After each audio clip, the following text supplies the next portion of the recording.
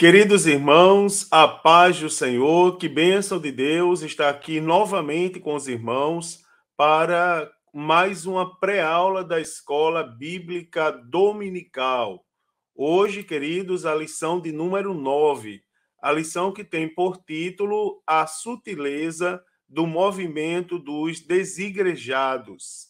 Meus amados irmãos, o texto áureo para essa lição está na carta aos Hebreus, capítulo 10, versículo de número 25, onde diz: não deixando a nossa congregação, como é costume de alguns, antes admoestando-nos uns aos outros, e tanto mais quanto vedes que se vai aproximando aquele dia. A verdade prática diz que o movimento dos desigrejados deve ser visto como um desvio da verdadeira espiritualidade que é expressa no contexto da verdadeira igreja. A leitura bíblica em classe está na carta aos Hebreus, capítulo de número 10, dos versículos 19 e 25. Versículo 19 diz: tendo, pois, irmãos, ousadia para entrar no santuário, pelo sangue de Jesus, pelo novo e vivo caminho que ele nos consagrou, pelo véu, isto é, pela sua carne, e tendo um grande sacerdote sobre a casa de Deus, cheguemo-nos com verdadeiro coração e em inteira certeza de fé, tendo o coração purificado da má consciência e o corpo lavado com água limpa, retenhamos firmes a confissão da nossa esperança, porque fiel é o que prometeu. E consideremo-nos uns aos outros, para nos estimularmos ao amor e às boas obras, não deixando a nossa congregação, como é costume de alguns, antes admoestando-nos uns aos outros, e tanto mais quanto vedes que vai se aproximando aquele dia. Os objetivos dessa lição são: primeiro, explicar a visão e a prática do movimento dos desigrejados. Segundo, rememorar a natureza da igreja no Novo Testamento. E terceiro, confirmar a importância e a necessidade da igreja. Como motivação a essa lição, irmãos, preste bem atenção. Pense um pouquinho comigo. Será que é possível uma igreja livre de qualquer tipo de institucionalização? Nós vamos observar que não, né, irmãos? Para a igreja funcionar, a igreja, para ela fazer parte da sociedade, a igreja precisa arcar com responsabilidades sociais. Responsabilidades essas que vão desde o registro civil de uma instituição que representará a igreja frente às autoridades civis, como pagar impostos e até mesmo para sua expansão e seu funcionamento no cotidiano. Por exemplo, para a igreja construir um templo, ela precisa existir. Para a igreja praticar a obra social, ela precisa existir. Então, baseado nessas questões simples que eu trouxe aos irmãos agora, você imagina, será que é possível uma igreja livre de qualquer tipo de institucionalização? Sem falar, né, irmãos, na organização que é bíblica, não é? A organização da própria igreja em conformidade com o que a Bíblia descreve, não é? Em conformidade com o que a Bíblia determina que deve ser a igreja. Então, a diferença está em se esta instituição está de acordo com as diretrizes do Novo Testamento, né, da Bíblia Sagrada, especificamente o Novo Testamento, ou não. A grande questão é que, quando a igreja se encontra em coerência com as Sagradas Escrituras, a sua instituição é orgânica, não é? E ela glorifica o nome do Senhor Jesus. Então, nós precisamos, não é, de uma igreja institucionalizada. A igreja, para existir, inclusive aos moldes da Bíblia Sagrada, ela precisa ser uma instituição. Agora, a grande questão, nosso grande desafio, é fazer com que essa instituição glorifique o nome de Deus. E eu já posso adiantar o nome aos irmãos que é possível uma instituição glorificar a Deus. Basta que ela esteja em conformidade com a própria palavra de Deus. Preste atenção, irmãos, que nos últimos anos, tá certo? Os desigrejados, chamados também como os sem igreja, eles cresceram de forma assustadora, né? Eles estão crescendo de uma maneira em progressão geométrica, como dizem os matemáticos, cuja razão é um número elevadíssimo, que eu, por exemplo, não saberia calcular vocês agora nesse momento. São pessoas, irmãos, que dizem ser cristãs, mas que não são filiadas a nenhuma igreja e pregam que não há a necessidade de se filiar a qualquer igreja. Então, paradoxalmente, esse grupo que diz não possuir hierarquia religiosa, código doutrinário, nem tampouco nenhuma estrutura arquitetônica, né, onde eles possam se reunir, diz ser o legítimo modelo de igreja para o Novo Testamento. Né? Aliás, o novo modelo de igreja de acordo com o Novo Testamento. Né? Então, esse movimento, eles são um movimento sutil, são um movimento que nós devemos também tomar cuidado, porque eles acreditam, né, reproduzir os cristãos primitivos. E se nós não estivermos firmados na palavra, é bem capaz de nós sermos levados por esses argumentos falsos. Né? Então, as outras igrejas, no ponto de vista dos desigrejados, por possuírem uma estrutura organizacional, são considerados por eles como apóstatas, não é? Ou desvio do modelo original mostrado no Novo Testamento. E acreditem, irmãos, eles pregam isso, não é? Então, hoje, na lição de hoje, a gente precisa primeiro entender a natureza desse fenômeno religioso, tá certo? Destacando o seu aspecto social e espiritual. Então, nós precisamos entender como pensa um desigrejado, quais são as suas crenças e práticas. Porque, uma vez entendendo quem são os desigrejados, nós podemos comparar, né, e tirar as nossas conclusões sobre qual é a verdadeira igreja neotestamentária, tá certo? E também que, ao contrário do que os desigrejados falam, não é apenas um organismo, a igreja, mas a igreja também precisa ser uma organização, tá certo? Então, eu quero mostrar aos irmãos a importância da igreja no plano de Deus e como cada membro da igreja ele possui a sua missão. Nunca esqueça que a igreja ela é comparada a um corpo, onde cada membro do corpo, não é, tem a sua função. Você lembra quando eu fiz essa pergunta em uma das nossas aulas aqui?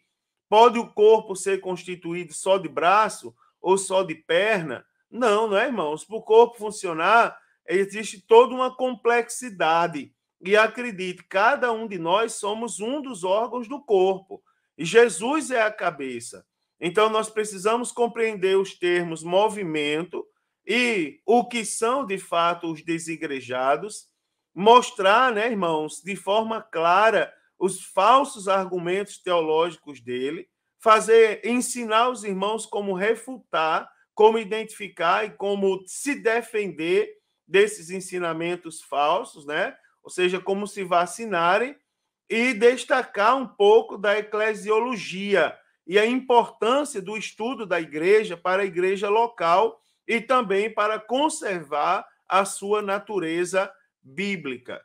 Então, para começar, eu quero mostrar aos irmãos o que significa os termos movimento e desigrejados. Primeiro, movimento. Movimento, irmãos, é o ato ou efeito de se mover, tá certo? É a mudança de um corpo, ou parte do corpo, tá certo? É a mudança do corpo ou parte do corpo de um lugar para o outro, ou seja, o deslocamento de um corpo de um lugar para o outro, ou um conjunto de ações de um grupo de pessoas mobilizadas para um determinado fim. Então, no nosso caso, no campo espiritual, essa última definição do termo movimento se enquadra bem nessas situações que tem se levantado. Um conjunto de ações de um grupo de pessoas que se mobilizam para um determinado fim. Também precisamos entender o que são os desigrejados, tá certo? Desigrejados são os não igreja, ou simplesmente os sem igreja. São aquelas pessoas que se dizem cristãs, contudo, elas não têm compromisso, tá certo? E não se consideram parte de qualquer que seja a denominação. É um fato interessante o que se observa nesse fenômeno social, uma vez que é um movimento, se é um movimento da sociedade, é um fenômeno social, tá certo? Então, o que se observa é que ele não se trata apenas de uma tendência, tá certo? De uma tendência da moda, mas é um movimento dos últimos anos que estão crescendo e acreditem, apesar de não pregarem, de não acreditar, dizer não acreditar em organização, mas eles estão crescendo e estão ganhando corpo e forma. Então, isso intriga os sociólogos e é um desafio, irmãos, para a verdadeira igreja cristã. Então, o movimento dos desigrejados é um desafio, não apenas no campo social, tá certo? As pessoas que crescem sem obedecer hierarquia, sem obedecer governo, liderança, pregando, inclusive, falta de compromisso com eles. Então, não apenas no campo social, mas também no campo espiritual. Então, na maioria das vezes, os desigrejados, eles acabam se agrupando em algum lugar, não é, com hora marcada e com a presença de alguma liderança, não é? Afinal, todo movimento, todo grupo de pessoas reunidas, organizadas para determinado fim, elas precisam de uma representatividade, né? Elas precisam de uma liderança. Então, eles entendem que todos formam o corpo da igreja, o que significa que não há necessidade de pertencer ao rol de membros de uma instituição ou se reunir num templo, embora, por vezes, eles marquem locais e se reúnam, né, irmãos? É bem interessante. A visão, e vamos entender um pouco mais sobre os desigrejados, a questão da visão e da prática desse movimento, né? Do movimento dos desigrejados. Então, os desigrejados, eles se posicionam contra as igrejas convencionais, históricas, tradicionais e clássicas. E também não só contra as igrejas, mas também contra a sua liderança. Os desigrejados, irmão, eles apresentam uma série de argumentos teológicos que eu quero mostrar aos irmãos. Primeiro, o ensino anti-institucional, né? Então, os desigrejados, o movimento dos desigrejados, eles são contra toda forma de organização e institucionalização da igreja. A grande alegação do movimento dos desigrejados é que na igreja primitiva não havia instituição alguma, né? Eles dizem que a institucionalização da igreja só começou quando Constantino, né, o grande imperador Constantino de Roma, assumiu as rédeas da igreja, e aí Constantino ele transforma a igreja numa organização. Então, eles falam que nesse período foi que a igreja passou a ter um clero, né, um código doutrinário, um credo que passou a regulamentar o funcionamento da igreja. Então, para os desigrejados, nada de regras, sermões e muito menos organização institucional. Então, eles alegam que toda forma de estrutura arquitetônica, como, por exemplo, os templos, são inovações, não é, irmãos, do cristianismo apóstata. Ou seja, ainda nos chamam de apóstatas, né? Então, na visão dos desigrejados, a igreja não necessita de estrutura formal nenhuma. A igreja não precisa. E você já ouviu alguém na rua, quer ver uma coisa? Você já viu e já ouviu, ou já ouviu simplesmente alguém dizer assim, a igreja somos nós? Igreja somos nós, a igreja sou eu, a igreja é você, né, irmãos? Você pode observar que geralmente esse argumento é dito por pessoas que não têm qualquer tipo de compromisso, nem aceitam hierarquia de qualidade nenhuma sobre a vida delas, que é uma pena, não é? A igreja, por exemplo, para os desigrejados, ela pode ser encontrada em uma lanchonete, né, em um café da esquina, quando dois desigrejados se encontram, eles dizem ali tem uma igreja. Então, lógico, né, que a igreja, se nós observarmos, ela existe fora do templo físico, do templo arquitetônico. Contudo, irmãos, a não utilização de templos por parte dos cristãos primitivos se deu por razões extremamente contextuais. Por exemplo, vamos ler Atos, capítulo 1, do versículo de número 6 ao 14. Só para a gente pensar um pouquinho nisso. Ó. Atos, capítulo 1, versículo 6 ao 14, diz assim: Aqueles, pois, que se haviam reunidos, perguntaram-lhe, dizendo: Senhor, restaurarás tu neste tempo o reino de Israel? E disse-lhes: Não vos pertence saber os tempos ou as estações que o Pai estabeleceu pelo seu próprio poder, mas recebereis a virtude do Espírito Santo, que há de vir sobre vós, e ser-me-eis testemunhas, tanto em Jerusalém, como em toda a Judéia e Samaria, e até aos confins da terra. E quando dizia isto, vendo-o eles, foi elevado às alturas, e uma nuvem o recebeu, ocultando-o a seus olhos. E, estando com os olhos fitos no céu, enquanto ele subia, eis que junto dele se puseram dois varões vestidos de branco, os quais lhes disseram: Varões galileus, por que estáis olhando para o céu?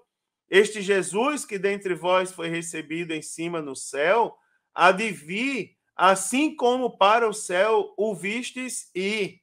Então voltaram para Jerusalém, do monte chamado das Oliveiras, o qual está perto de Jerusalém, à distância do caminho de um sábado. E entrando, subiram ao cenáculo, onde habitavam Pedro e Tiago, João e André, Filipe e Tomé, Bartolomeu e Mateus, Tiago, filho de Alfeu, Simão, o Zelote, e Judas, filho de Tiago. E todos estes perseveravam unanimemente em oração e súplicas com as mulheres, e Maria, mãe de Jesus, e com seus irmãos. Então, os irmãos observem que no contexto do Novo Testamento, a igreja, não é? A igreja existe fora de uma estrutura física, e a não utilização de templos por parte dos cristãos primitivos se deu por razões contextuais, por exemplo, a perseguição religiosa, ou simplesmente pelo fato da igreja estar se reorganizando novamente. Eu diria que o motivo maior seja a perseguição, e por causa da perseguição da igreja contra a igreja primitiva, eles não tinham lugares certos, né, irmãos, para se reunir. Por exemplo, vou dar um exemplo aqui brasileiro. Vocês já prestaram atenção que as igrejas brasileiras, elas não têm formato de igreja, as igrejas evangélicas? Pegue a nossa Assembleia de Deus. Você vai ver que a maioria dos nossos templos, eles têm simplesmente formato de galpão. É um galpão, um prédio quadrado, né? Quando muito desenhado, mas o seu interior é um galpão, e o exterior também caracteriza isso. Um prédio qualquer, um prédio comercial, um galpão. Por quê?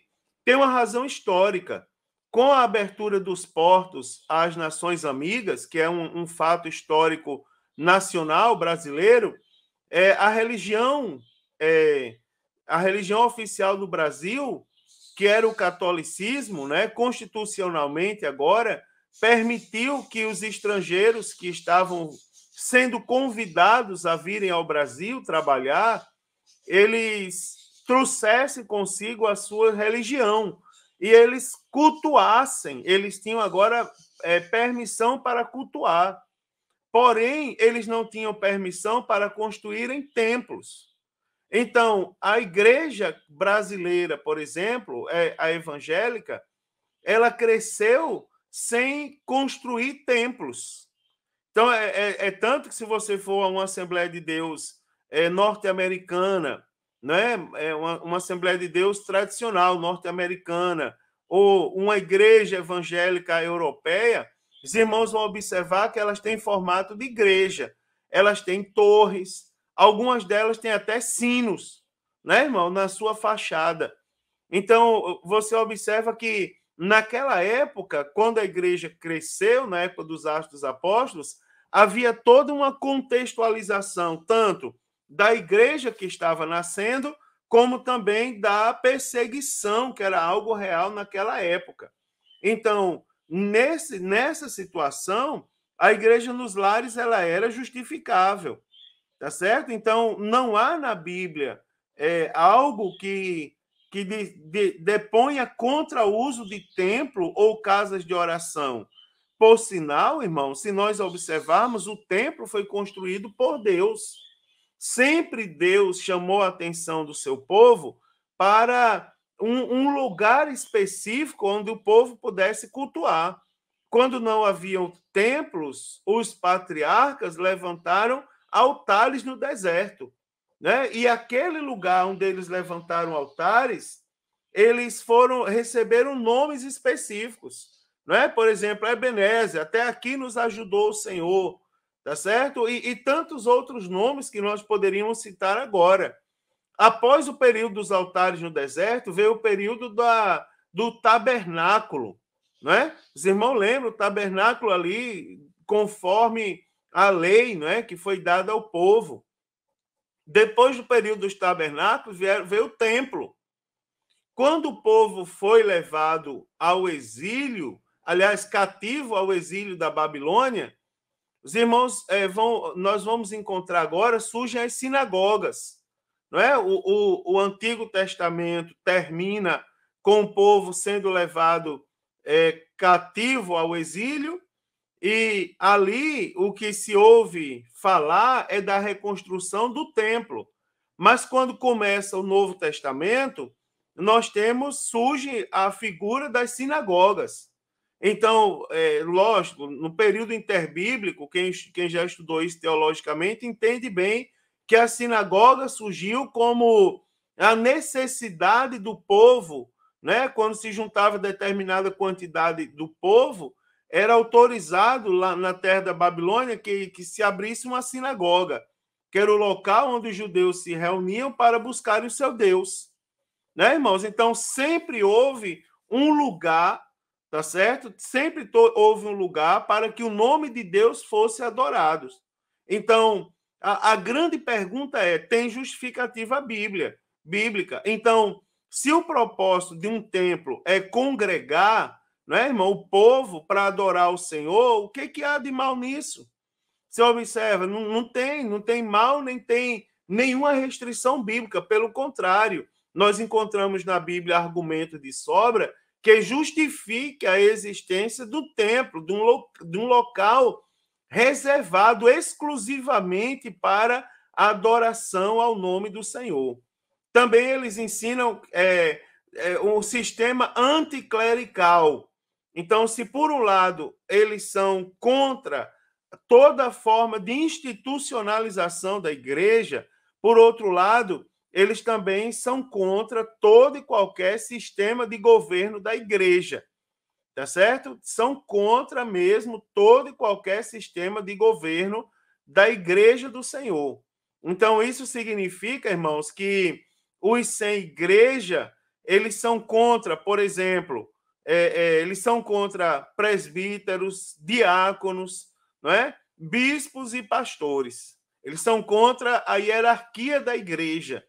Eles dizem que na igreja primitiva não havia organização nenhuma, e muito menos qualquer estrutura clerical. É uma falta de Bíblia, né, que eu vou falar mais à frente. Mas o próprio apóstolo Paulo, quando tinha dúvida em certas questões da igreja, ele ia até Jerusalém tirar a dúvida e pedir a opinião dos apóstolos, do colégio apostólico, né, irmão? Dos 12 separados por Jesus Cristo. Então, da mesma forma que os desigrejados, eles não gostam de estar debaixo de nenhuma liderança. Eles são contra, irmãos, o institucionalismo e toda estrutura arquitetônica para a igreja. Não aceitam que alguém esteja sobre qualquer posição de autoridade sobre eles, tá certo? E eles acreditam que, agindo dessa maneira, eles estão de acordo com o modelo da igreja primitiva. Preste bem atenção, pense comigo aí um pouquinho. Será que é possível, qualquer que seja um movimento, viver sem qualquer liderança? Né, irmão? Se reúne em algum lugar especificamente, até porque para manter o próprio pensamento doutrinário funcionando, precisa que alguém fomente, precisa que alguém assuma, não é, irmãos, a responsabilidade de manter, digamos, usando nossa linguagem, a chama acesa. Senão o movimento vai se dissipar. Então, aquela pergunta da motivação: será que é possível uma organização, uma igreja sem institucionalização? Né? Então, outra coisa dos desigrejados é que eles dizem que a Bíblia não obriga a pertencer a uma estrutura religiosa, basta pertencer a uma estrutura orgânica. Então, os desigrejados, eles defendem uma eclesiologia, né? Ou seja, uma estrutura, uma formação de igreja fundamentada em Cristo, e sua composição de forma exclusivamente mística e universal, tá certo? Primeiro aos Coríntios, capítulo 3, versículo 11, diz: porque ninguém pode lançar outro fundamento além do qual já foi posto, o qual é Jesus Cristo. E Hebreus 12, 33 diz: e a igreja dos primogênitos, arrolados nos céus, e a Deus vivo, o juiz de todos, e aos espíritos dos justos aperfeiçoados. Também, irmãos, segundo eles, a Bíblia não impõe locais físicos para adoração. De acordo com os desigrejados, baseado em Mateus 18 e 20, a igreja verdadeira não tem templos, cultos regulares. A igreja verdadeira somos nós, né, irmãos? E onde tiver 2 ou 3 reunidos em nome de Jesus, ele ali estará. Então, eles defendem uma profissão de fé completamente descaracterizada de uma igreja organizada. Durante os encontros dos desigrejados, segundo eles, não há nenhum tipo de condução litúrgica refinada ou profissionalizada. Não existe. Eles cultuam de qualquer forma, de maneira que como cada um bem achar, como vir à sua mente. Para os desigrejados não há líderes, né? Cada um é seu próprio líder. Então, dentro dessa visão, todos trabalham como sacerdotes no corpo de Cristo, né? Onde Jesus é sua única liderança. Então, os bispos, presbíteros, diáconos, eram pastores que guiariam o recém-convertido e não cargos de instituição, tá certo? Então, eles dizem que isso ali, os nomes, os títulos bíblicos, títulos exclusivos de pastores, de guias, e não traz ali uma hierarquização, digamos assim. Então, nesse sentido, todos os fiéis são empoderados. Isso é, todos os fiéis são capazes de participar ativamente no grupo e nas esferas de liderança, não é, sem que exista um clero estabelecido ou uma classe privilegiada para isso. Não é? Esse é o ponto de vista dos desigrejados.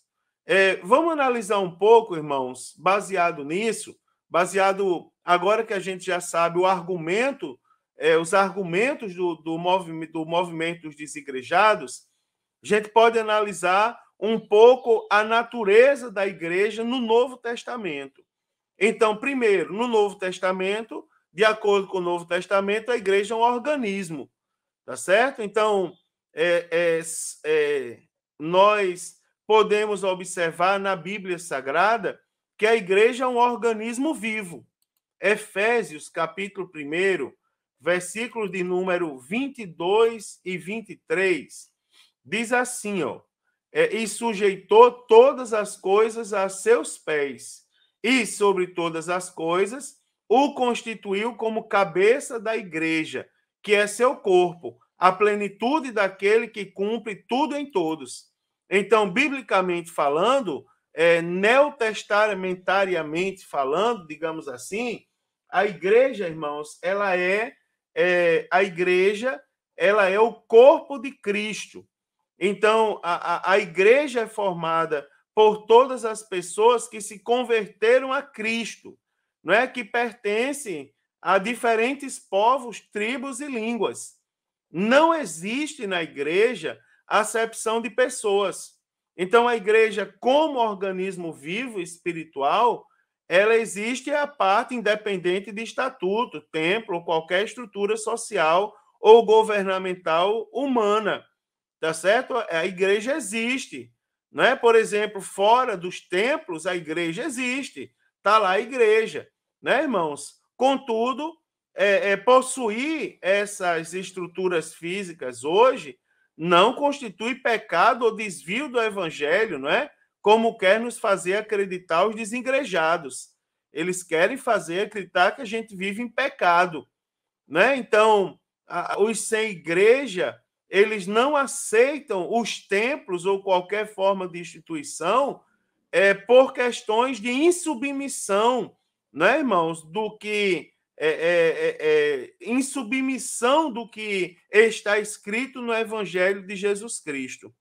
Agora, além de ser um organismo, nós precisamos entender que, neotestamentariamente falando, a igreja também é uma organização. Então, os desigrejados, eles alegam pertencer à igreja puramente orgânica. Agora, me diga uma coisa, biblicamente falando, os irmãos que já leram a Bíblia, ou os que são leitores da Bíblia, será que é possível existir um organismo sem organização? Será função sem forma e igreja sem um mínimo de institucionalização? Aí você observa, se a igreja biblicamente é comparada a um corpo, nós somos o corpo de Cristo, que é a igreja como organismo, né? Ela como corpo, ela é um organismo vivo, contudo, organizado, ela também possui o quê? Organização. Então, a igreja, por exemplo, a igreja primitiva, se os irmãos observarem no Novo Testamento, ela tinha um sistema de governo que era formado pelo colégio apostólico, né? Pelos apóstolos, pelos profetas, pelos evangelistas, presbíteros, diáconos, pastores e mestres. Está muito claro na palavra de Deus. A igreja primitiva tinha um código doutrinário e um código disciplinar. Você observa, ninguém vivia de forma isolada ou da maneira que queria. Você lembra o que aconteceu com Ananias e Safira quando foram infiéis com o que deveriam ter trazido e depositado aos pés dos apóstolos? Você vê, era um código doutrinário que havia na igreja e era um código doutrinário que, inclusive, tinha autorização do próprio Deus. Você observa que ninguém vivia de uma forma isolada, ninguém vivia da maneira que queria. Prova é que Ananias e Safira, quando chegaram lá que foram infiéis, os dois foram fulminados publicamente, né? Se nós observarmos, e isso que eu estou falando também pode ser visto, por exemplo, no primeiro concílio ou convenção feito pela igreja, está registrado lá em Atos capítulo 15, aonde o colegiado apostólico, juntamente com o presbitério, eles tomaram medidas, né, para regular e disciplinar a igreja que enfrentava problemas de natureza doutrinária. Então, você observa, tinha medidas para regular e também para disciplinar. Então, querer uma igreja sem liderança, sem regras, sem disciplina, irmão, além de ser um mito, também é uma heresia, algo completamente antibíblico. Você vê que quando João teve as visões registradas no livro do Apocalipse, você vai ver que João, a visão dizia a João: escreve o que tu vê e envia aos anjos que estão nas 7 igrejas, né? Que são os 7 castiçais, né, irmãos? Conforme a visão, ao anjo, ou seja, havia um líder, havia um anjo, havia aquela pessoa que era responsável por receber a mensagem da parte de Deus e aplicar a mensagem. Não, pastor, ele só tinha que falar a mensagem, não, ele tinha que aplicar, né, irmãos? Ele tinha que fazer acontecer aquela mensagem, ele era o responsável pela igreja. A pena ali foi severa, foi dura, né, irmãos, para a maioria daquelas igrejas, maior parte daquelas igrejas ali. Agora, qual a importância e a necessidade da igreja? Primeiro, a igreja, irmãos, ela é a família de Deus, tá certo? Então, como a igreja é a família de Deus, ela tem Jesus Cristo como seu cabeça, está na Bíblia Sagrada, acabamos de ler, Efésios, capítulo 1, versículos 22 e 23.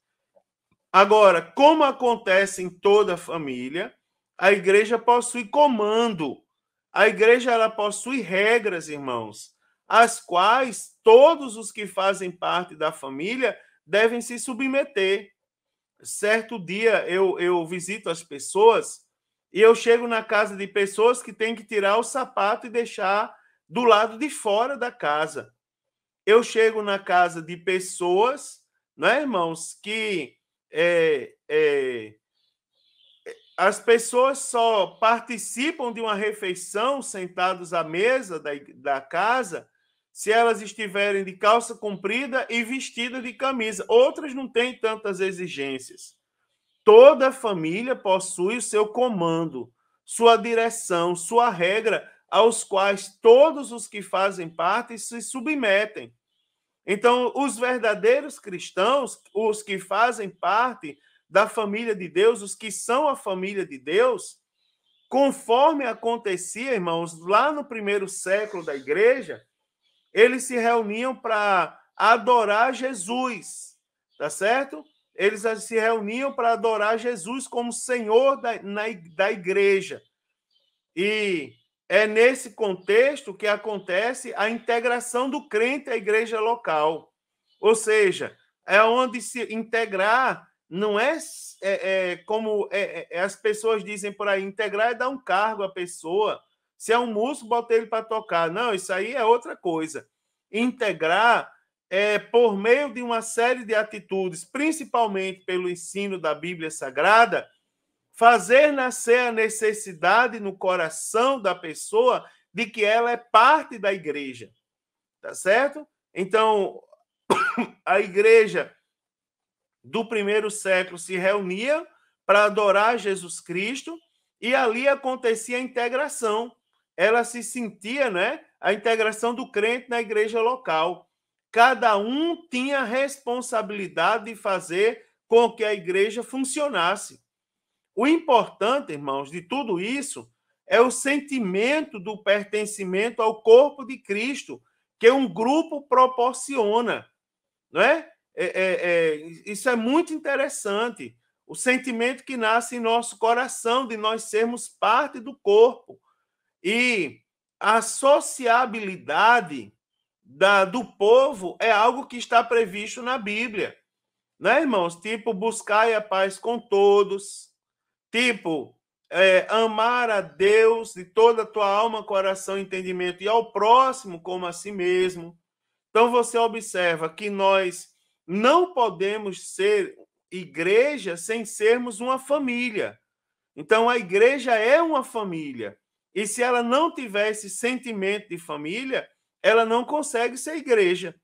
Então, a igreja deve discipular seus membros e fomentar, estimular, trabalhar a comunhão entre eles, tá certo? E esse sentimento de irmandade, né, irmãos, respeito e reconhecimento mútuo, ele deve dominar o ambiente da igreja local, né? Porque afinal a igreja é uma família, né, irmãos? Então ali tem respeito, tem irmandade.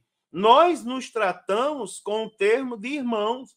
Irmão Mário, irmão Daniel, irmã Maria, irmã Thaisa, né?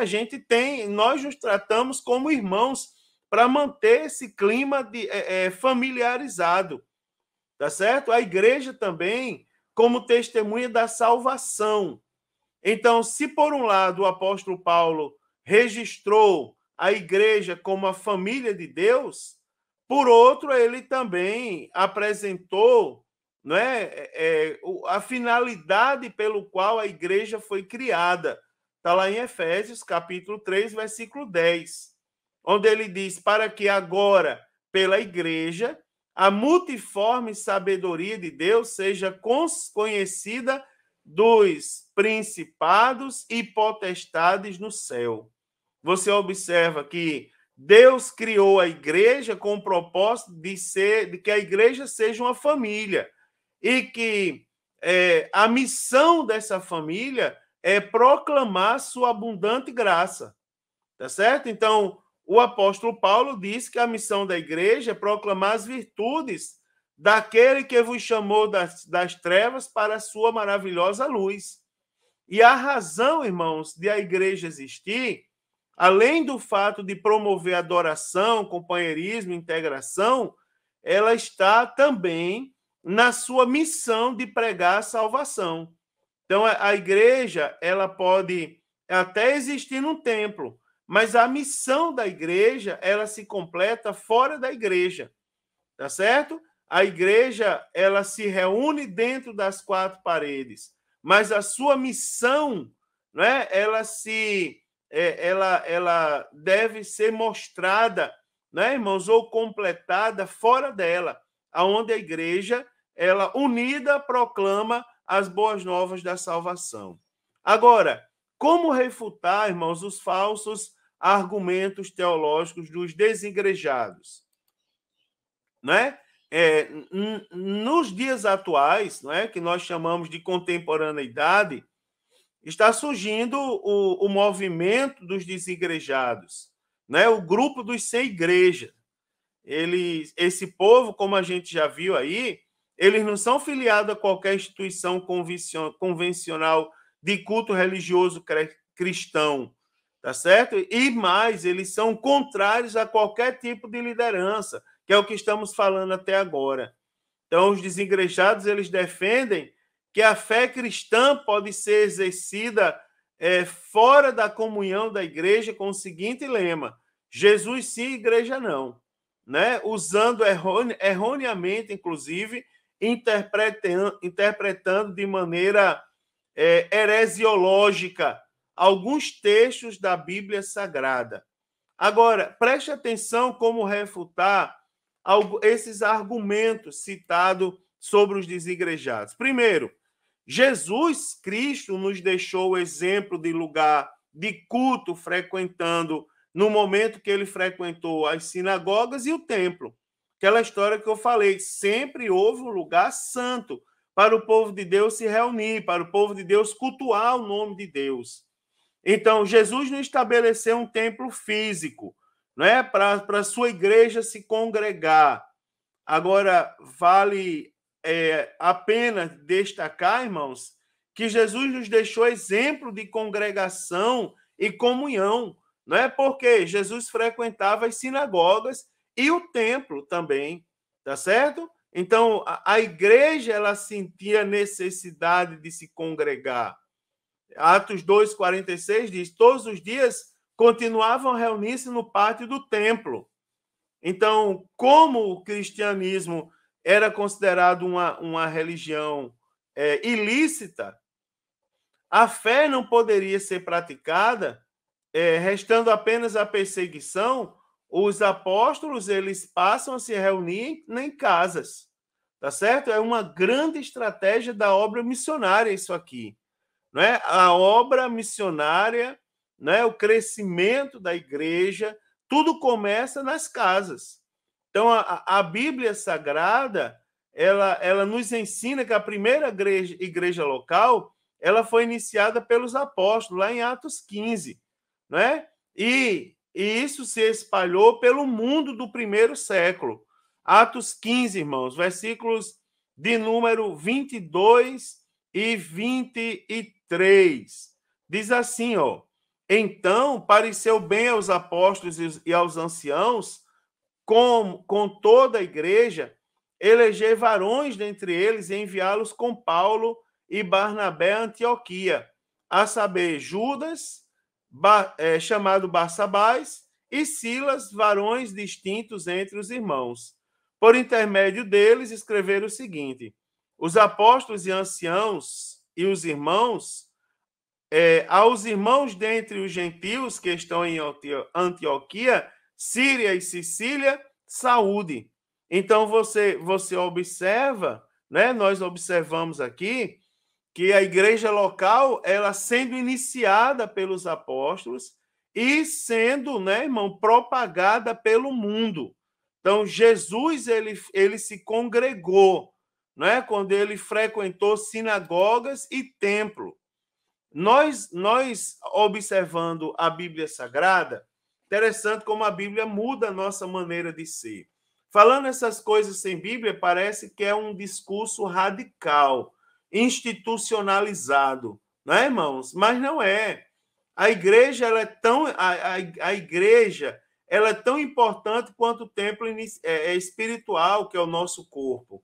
Então, embora todos nós, irmãos, que somos crentes, que aceitamos Jesus como Senhor e Salvador, né, sejamos templo do Espírito Santo, o templo físico é o local onde adoramos a Deus, né, coletivamente e em comunhão uns com os outros. O templo, irmão, sempre foi visto, né, pelo povo de Deus como local de adoração, aprendizado, de louvor, né? Então, o sistema de congregações ligadas a uma igreja maior, uma igreja matriz, uma igreja polo, ele já era instituído desde os dias dos apóstolos. E por conta disso, né, ninguém mandava em si mesmo e fazia o que bem entendia. Não, pelo contrário, respeitavam e se adequavam às decisões dos apóstolos e dos anciãos que eram guiados pelo Espírito Santo de Deus. Então, o Novo Testamento expressa em termos claros que Deus tinha uma liderança designada para a sua igreja. Então, nós observamos que desde o Antigo Testamento, o Senhor, ele instituiu homens da sua parte para liderar, né? Os apóstolos, eles foram os primeiros líderes designados por Jesus Cristo, né? E ordenados com autoridade para dirigir e fazer julgamento entre as pessoas, bem como para servir como próprio fundamento da sua bendita igreja. No primeiro século, né, ou na igreja, no primeiro século da igreja, ou na igreja do primeiro século, existiam, irmãos, pastores, existiam evangelistas, existiam presbíteros, e existiam diáconos, e existiam também cooperadores. Então, certas responsabilidades indicam que esses homens deviam, não é, irmãos, exercer liderança na igreja. Então, a igreja ela recebe instruções especiais no que diz respeito ao tratamento que era dispensado aos líderes da igreja. Os apóstolos, eles eram responsáveis pela separação de obreiros, não é? Para os ofícios do santo ministério. E a questão da hierarquia, irmãos, ministerial, é uma doutrina do Novo Testamento, tá certo? E existe para se manter a ordem. Então, a hierarquia existe para manter a ordem. Né? Esse povo vai para um céu diferente? Não, vai para o mesmo céu. Tá certo? A igreja, irmãos, ela ensina também a necessidade de uma igreja local organizada. No texto que nós lemos hoje, Hebreus 10, 25, diz: não abandonando a nossa congregação, como é costume de alguns. Então, a gente pode ainda citar a alegria do salmista, lá nos Salmos 122, verso 1, quando ele diz: alegrei-me quando me disseram, vamos à casa do Senhor. Então, a igreja de Cristo, ou seja, a igreja que vai morar no céu, não é, irmãos? Ela é composta de todas as... a igreja é composta por crentes de todas as eras e tempos, não é, que se reúnem com cultos, liturgias, ministérios, lideranças, coletas, contribuições e assim por diante. A igreja é o corpo de Cristo. Então, a igreja, não, que é o corpo, ela não pode sobreviver sem a cabeça, tá certo? E nós não podemos viver sem o nosso cabeça, que é Jesus, né, irmãos? Que é Jesus Cristo. É algo impensado achar que alguém pode viver de maneira isolada. E para terminar aqui, quero mostrar aos irmãos a eclesiologia e a importância da eclesiologia para a igreja local e também o seu modelo bíblico, né? Então, vamos entender o que é a igreja e o que é a eclesiologia. Então, a eclesiologia, irmãos, é uma das disciplinas da teologia sistemática que estuda justamente a igreja, tá certo? A sua fundação, os símbolos da igreja, a missão da igreja, tudo em conformidade como está escrito nas Sagradas Escrituras. A nossa declaração de fé de 2017, na página 120, ela define que a igreja significa, a palavra igreja, significa literalmente chamados para fora. E era usada para designar a assembleia ou ajuntamento dos cidadãos de uma localidade na antiguidade grega. O verbo igreja também foi formado por duas palavras gregas. Né? Primeiro, pelo prefixo ek, né? A partir de, ou dentro de, ou para fora de, e klesis, né? Klesis, que significa chamada, convocada, tá certo? Então, literalmente, o significado aqui é chamados para fora. Esse termo, irmãos, ainda é usado para designar um grupo local de cristãos, ou a igreja invisível, né, irmãos? A qual todos os servos de Jesus Cristo em todos os tempos estarão ligados. Então, a gente pode dizer com segurança que a igreja, né, a igreja do Senhor Jesus, ela foi fundada durante o ministério, tá certo? O ministério de Jesus Cristo, inaugurada no dia de Pentecostes. Então, a gente veja que a gente pode concluir com segurança. A igreja é um organismo vivo e invencível, também santo, dinâmico e ligado à cabeça, que é Jesus Cristo, tá certo? A igreja vive em duas dimensões, notoriamente a dimensão espiritual e também a dimensão espiritual e local, tá certo? Algumas diferenças entre elas são: primeiro, a igreja invisível ou triunfante, tá certo? essa igreja, a igreja universal ou a igreja invisível, ela consiste de todos os discípulos de Cristo, quer os que estão vivos, quer os que estão mortos, em todo o mundo e em todos os tempos diferentes, né? Em todos os tempos. Então, a igreja, nesse período, ela é conhecida como a igreja invisível, ou a igreja triunfante. Não é? Por exemplo, uma pessoa, eu sou brasileiro, natural do Nordeste do Brasil, e pode ter um japonês que nunca saiu do Japão lá. Né? Alguém pregou Jesus, aceitamos Jesus. Né? Então, estamos aí fazendo a obra de Deus. Tá certo? Então, a igreja invisível ela não é um edifício construído com blocos e cimento. Ela é um edifício construído com pedras vivas. Eu sou parte da igreja e outra pessoa que tenha outro talento, que também foi chamada por Deus, também é parte da igreja. Somos órgãos do corpo, tá certo? Então, essas pedras vivas, né? Elas são chamadas os santos e membros da família de Deus. Lembre-se que a igreja invisível, ou seja, a igreja que vai morar no céu, também é chamada de igreja triunfante. E ela é composta de todos os salvos de todos os tempos. Tá certo? Tantos que estiverem vivos, como os que dormem no Senhor. Tá certo? Dormiram no Senhor. A igreja triunfante é aqueles membros já falecidos que se encontram salvos e tem a alegria indescritível, né, irmãos? O gozo celeste. Também a gente pode falar um pouco sobre a igreja visível ou atuante, né? A igreja local ou a igreja visível é a igreja, irmãos, que consiste de cristãos que se reúnem em determinado local. Essa igreja ela pode ser identificada e pode ser contada, tá certo?